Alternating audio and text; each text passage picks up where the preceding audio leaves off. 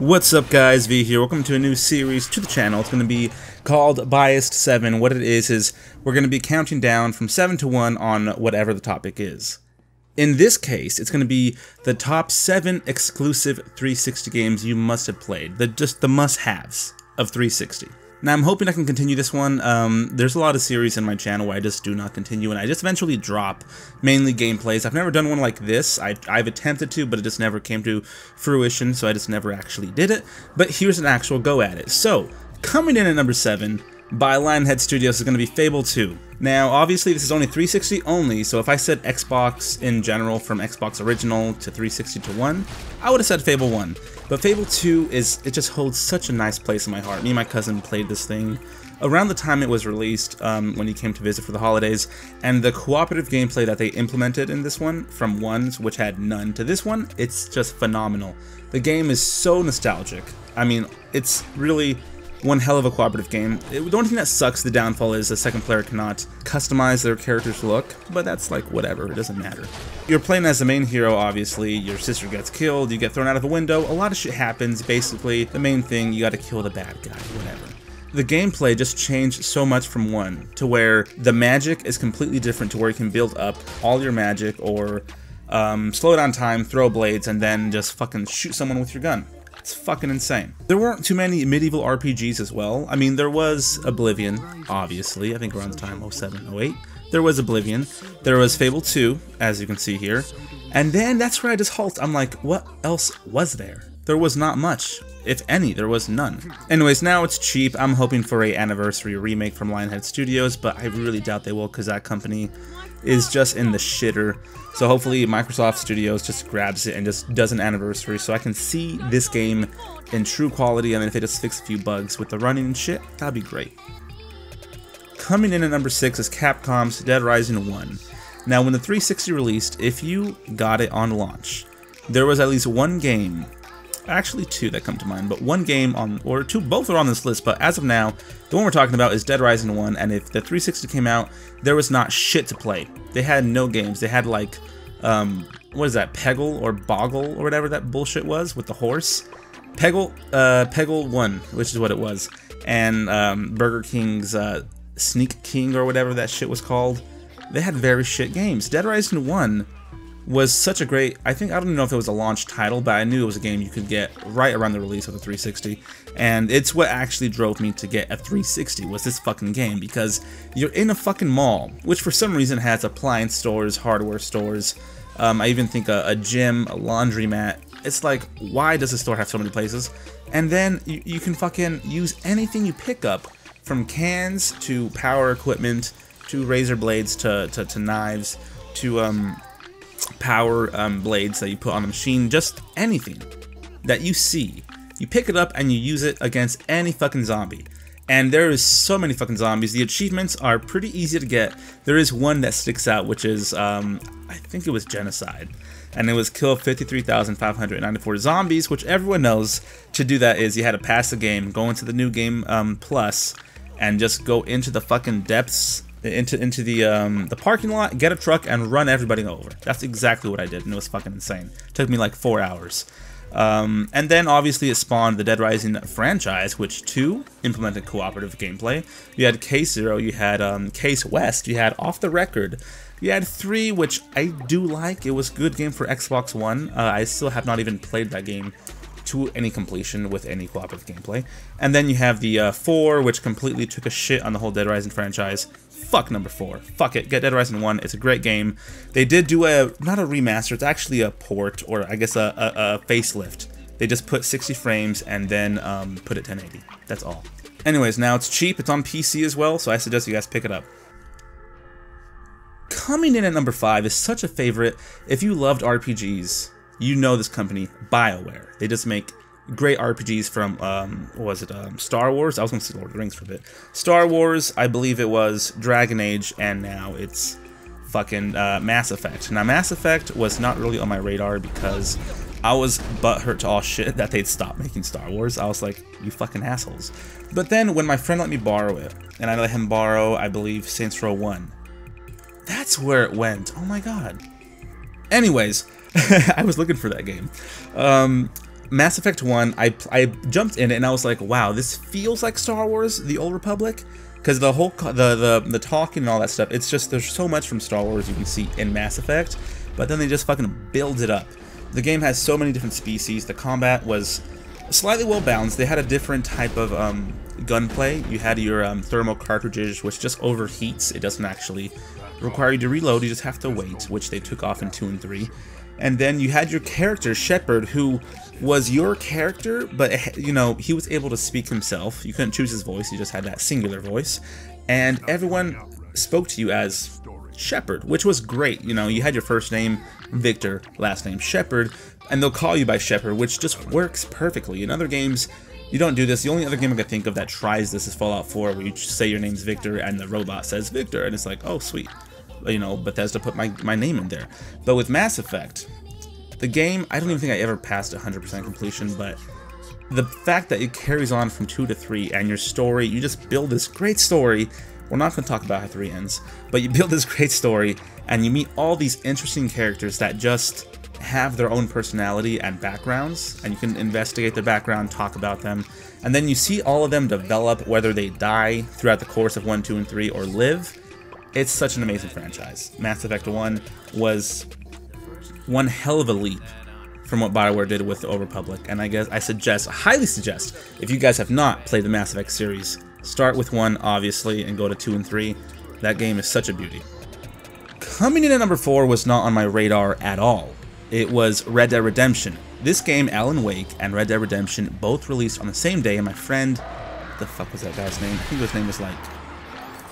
Anyways, this guy, he said, yo man, you ready for Alan Wake? And I'm like, what? And he's like, it's coming out next Tuesday. I'm like, no man, I'm gonna get Red Dead Redemption 2. What the fuck's Alan Wake? And he's like, Alan Wake, you know, the flashlights and the guns. And I'm like, what are you talking about?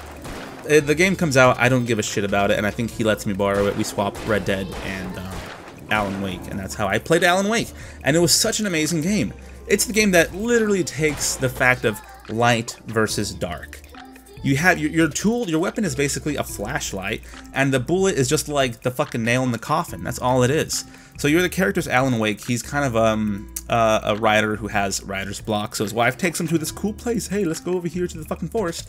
And apparently, I don't know what it was, he goes into a cabin and he writes some stuff, and then like it's like a Stephen King or Stephen King, whichever it is, a King novel. Reading this and playing this and hearing the narration from Alan Wake, it's just so amazing.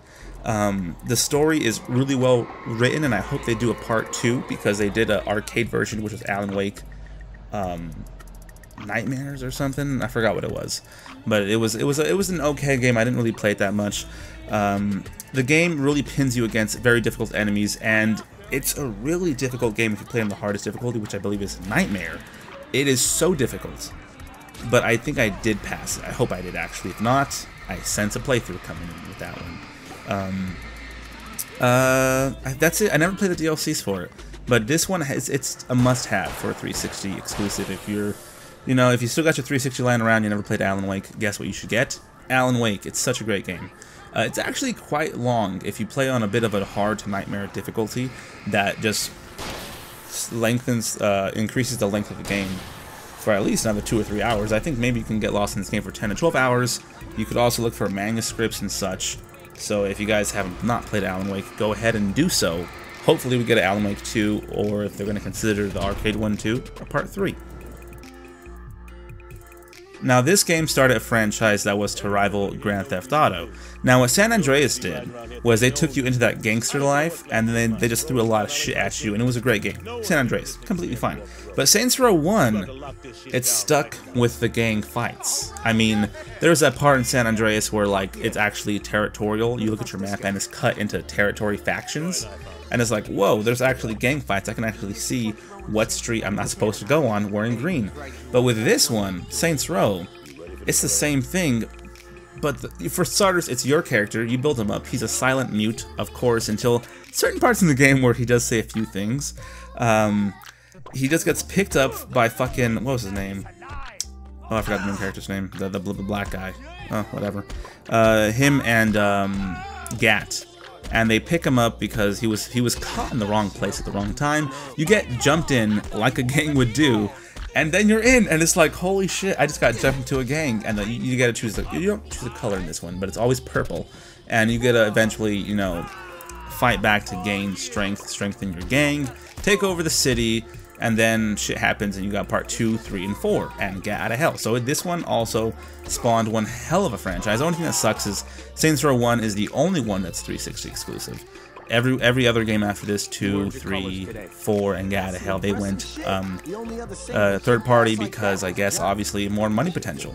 The demand of Saints Row was so great because of Saints Row 1's successful sales is they had to just put it for PS3 and PC as well.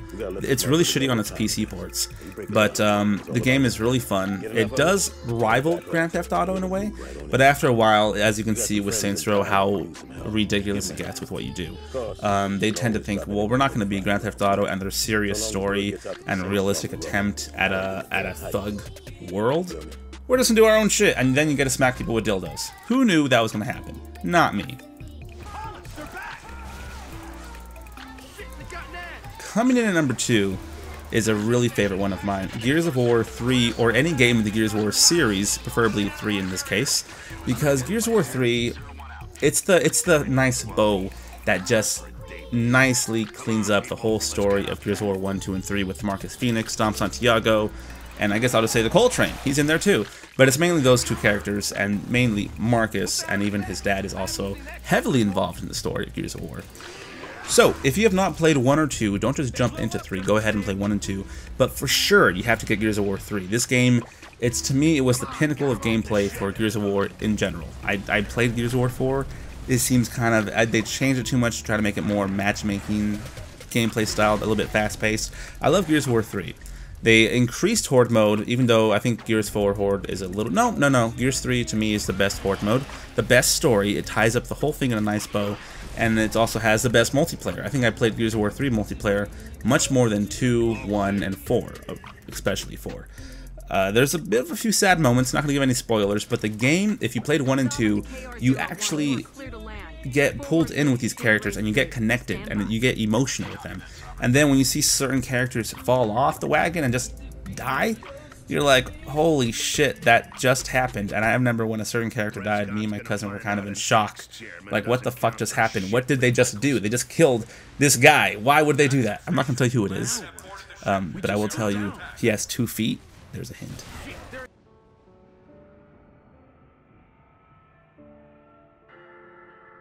Coming in at number 1 is going to be Halo Reach.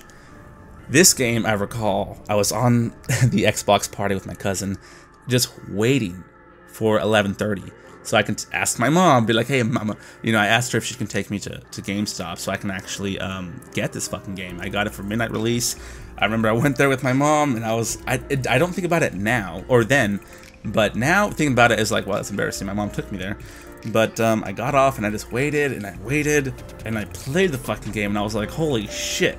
So if you've not played Halo, this is the only Halo game, I think, besides actually no. Yeah, this is the only Halo game where you're not playing as Master Chief, besides Spartan Assault, which is the top-down one. And you're basically playing as Noble 6, part of the Noble team. You're located on Reach and the Covenant attack.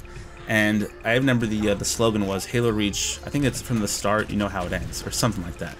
This game, in just one playthrough, you get attached to your character because you could design his armor while playing multiplayer, get some credits and get different armor pieces, level up, and the character is yours. And it's like, that's you right there. It's not Master Chief, it's not Locke, it's not Sergeant Johnson, it's your guy. He's the Spartan.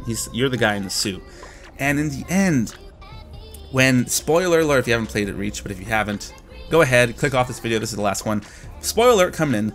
At the end, when your character is fighting for survival on a planet that's completely wiped out of Spartans and humankind, and it's just completely overrun by the Covenant, many different species, whose goal is to just destroy you, and it's just so emotional. It's such an emotional ending.